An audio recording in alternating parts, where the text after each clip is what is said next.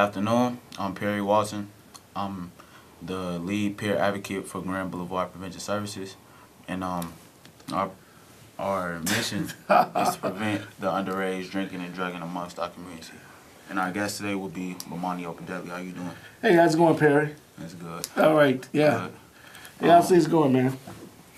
Yeah, it's going pretty good for me, but as far as the community, I don't think so. Okay. We've been having a lot of crime, a lot of shootings, just violence, period, going on. So, what is your outlook on how it's been going lately?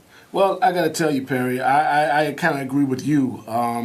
We've experienced over the last week a plethora of shootings and murders in our community.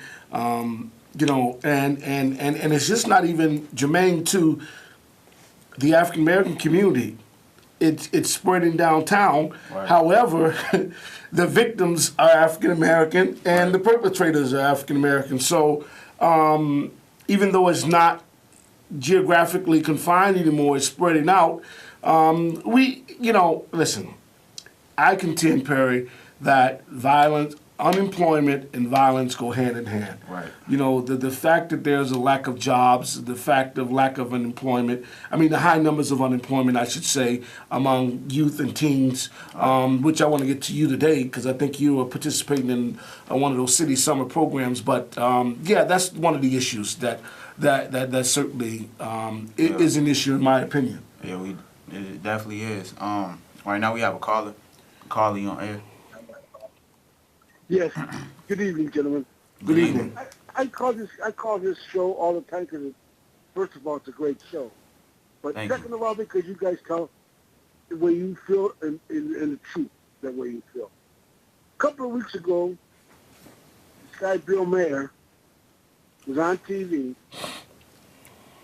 with a Republican. And the Republican said, well, you could go work out in the fields with us. And Bill Mayer said, listen, I'm no house, and then he used the N-word. So in other words, he's white, and he doesn't have to worry about that. But the thing is, all the African-American organizations said not a word, said nothing.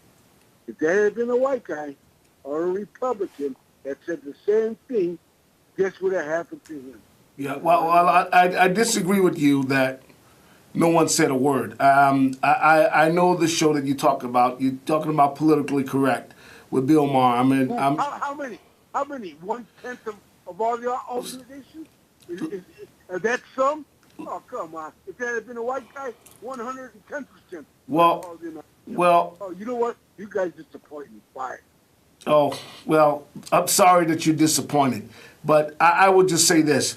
I disagree with Bill Maher's comment. I'm not certain if you're aware of that, Perry. He's politically, he hosts a show on one of the cable networks, Politically Incorrect, and that's what it is. I only watched because I find the political satire and then sometimes the political information to be very interesting. But he crossed the line by using the N-word on the air and referring to a senator from one of the states that asked him to come join him in the field.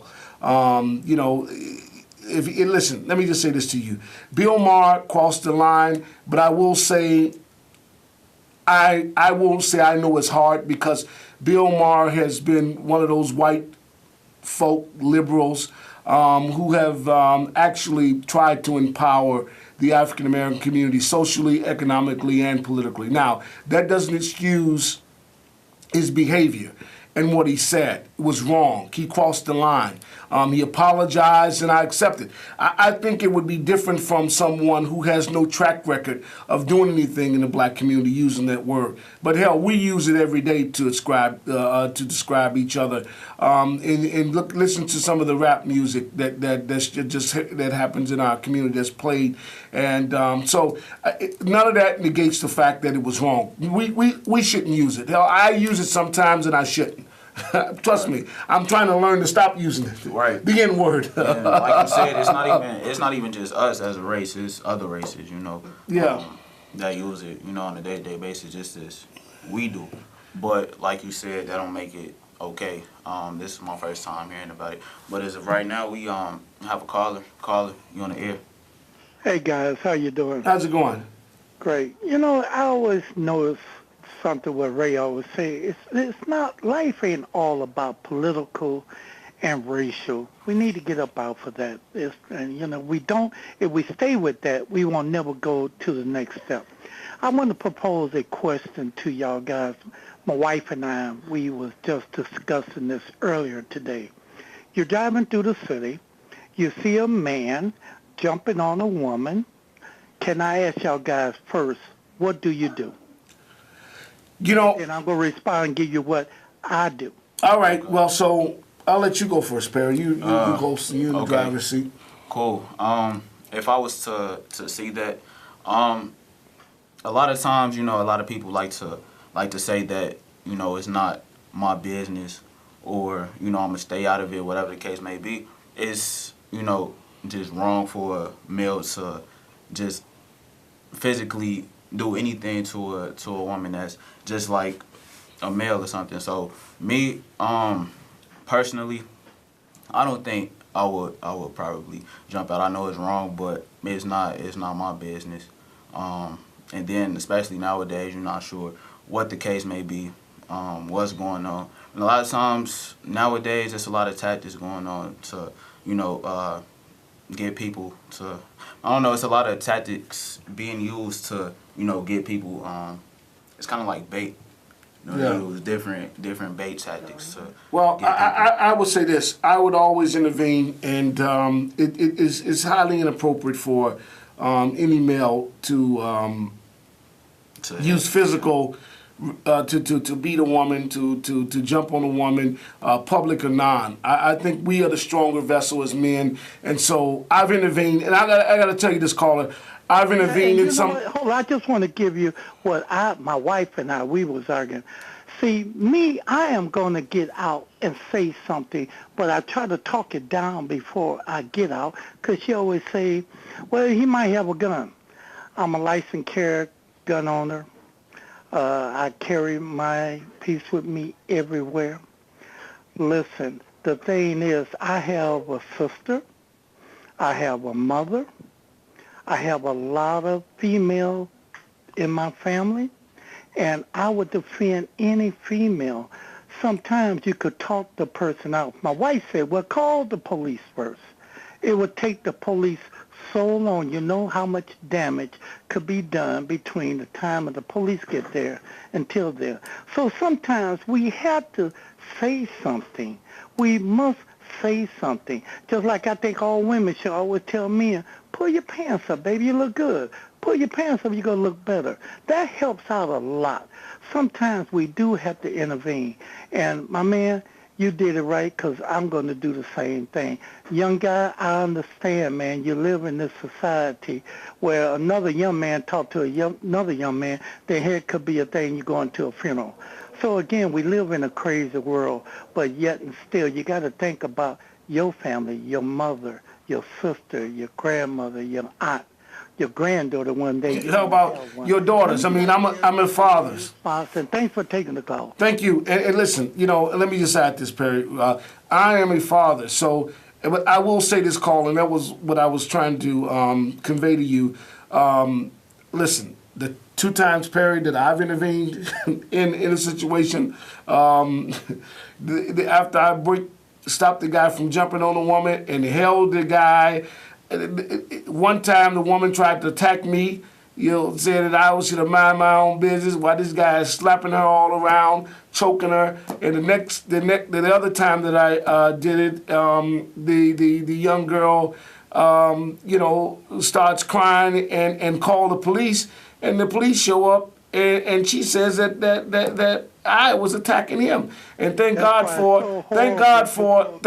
for the security officer at a certain Walgreens who saw me intervene. He didn't want to get involved and told the police what happened. So that's why it's so hard to go to a job for domestic bureau.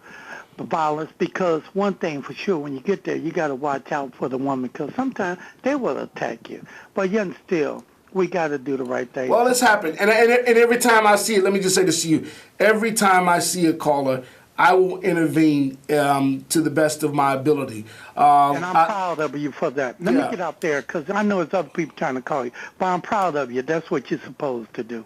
Yeah, I think it's our duty. I think it's our duty, just as we talking about whether it's domestic violence or we just talking about community violence in general. It's a problem for us to do something. You know, if we see something, we should say something, and then we should do something. That's my opinion, Perry. I agree. Yeah, and so why don't you tell me about your experiences? I know that you've participated in this one summer Chicago initiative from the city. Okay. Well, just like today, Yeah. we had an orientation. We had a number of orientations that we went to.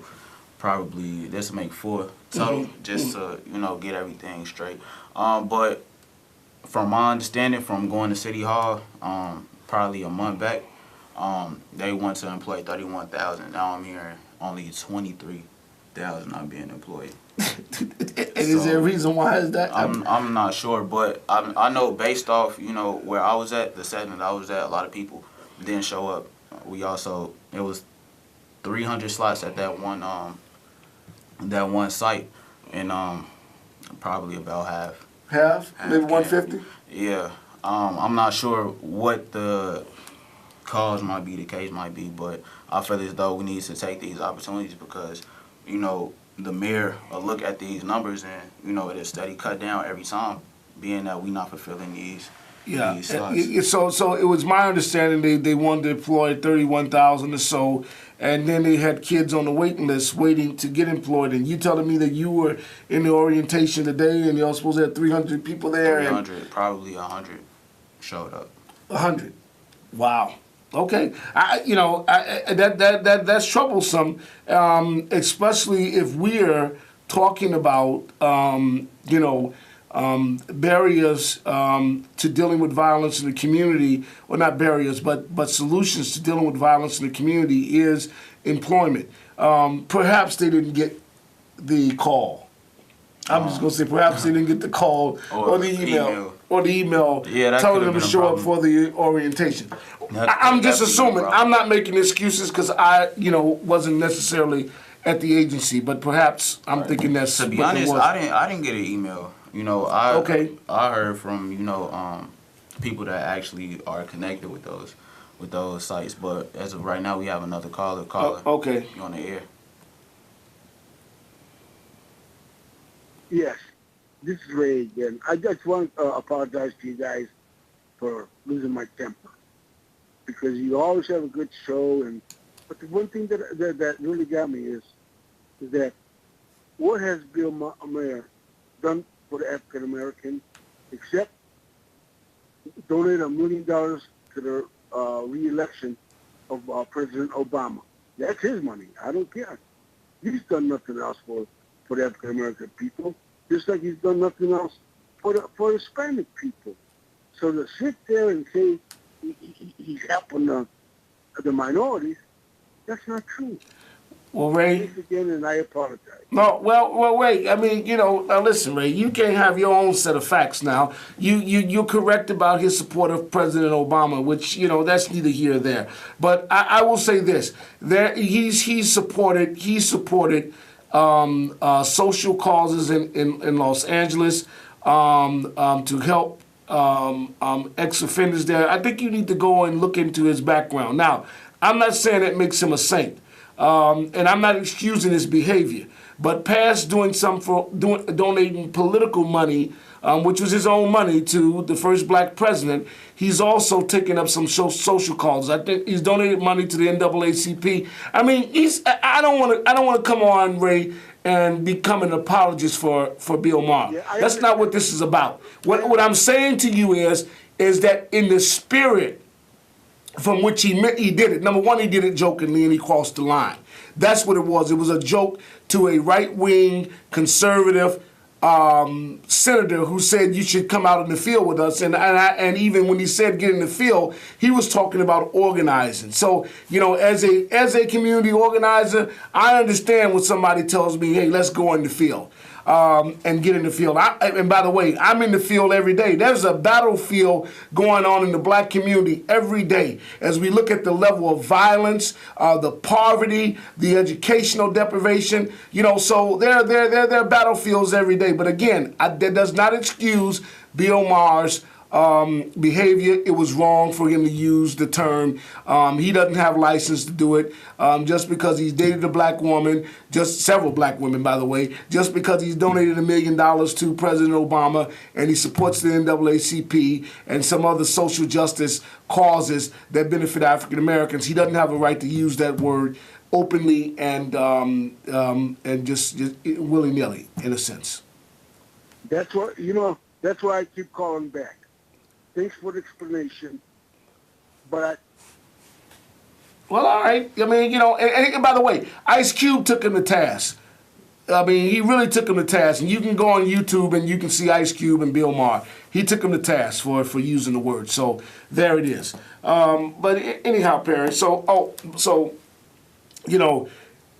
outside of the fact that you guys hit only 150, do you feel like the young people that you saw today were motivated? Yeah. Truthfully, yeah, of course, because it's a chance for them to make some money this summer. Okay. But as far as we really had to exercise our patience these past four days that we actually been there. And I say that because it's a lot of kids, and everybody want to make sure that everyone there is being accommodated. But I want to go back real quick into our conversation about the N-word term. Do you feel as though we have a license to use it? Well, hey, listen, I don't, and I'm not going to lie to you or the audience and say I haven't used it. I tried to catch myself and not use it, but I've used the right. N-word, right? And I've used it more often, Perry, than I would like. I would say that. I think we all do. And by the way, I don't believe it's a term of endearment. When I use the N-word, it is to vilify. Yeah. It ain't friendly. It's to vilify. It's in a derogatory. It's because of what I think about that person, right? Oh, okay. And in a mean way. And so it's no friendly use for me of using the word. And I'm 44, but I will admit.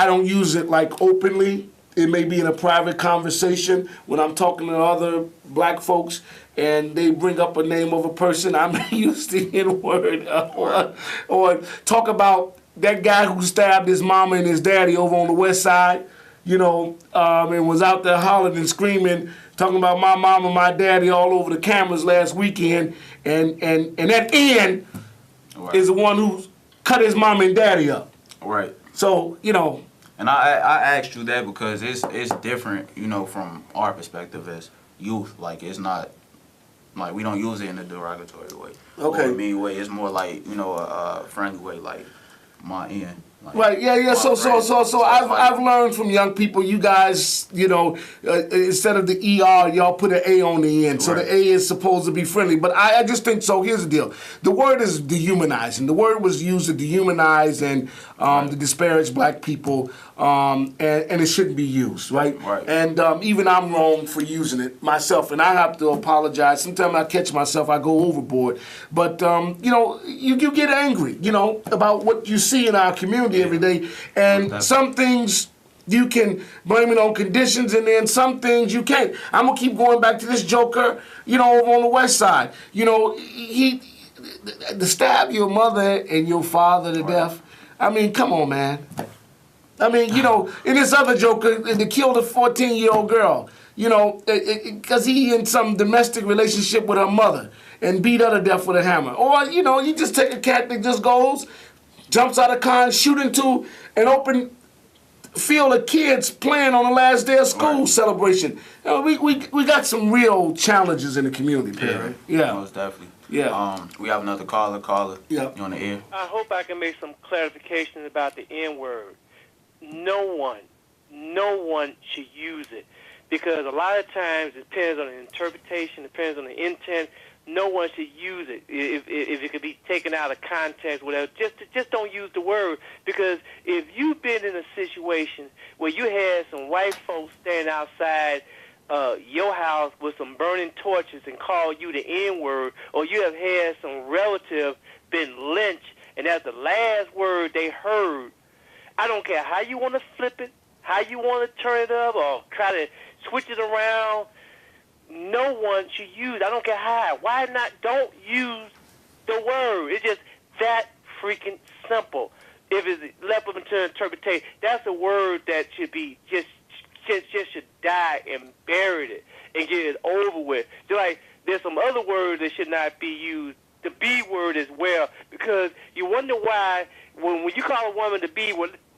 See if it's in the wrong situation, all right? You got women that use that as a term of endearment. Let some guy call a woman a B word, and then she may feel like exposing all your vital organs the daylight depends on how it's interpreted.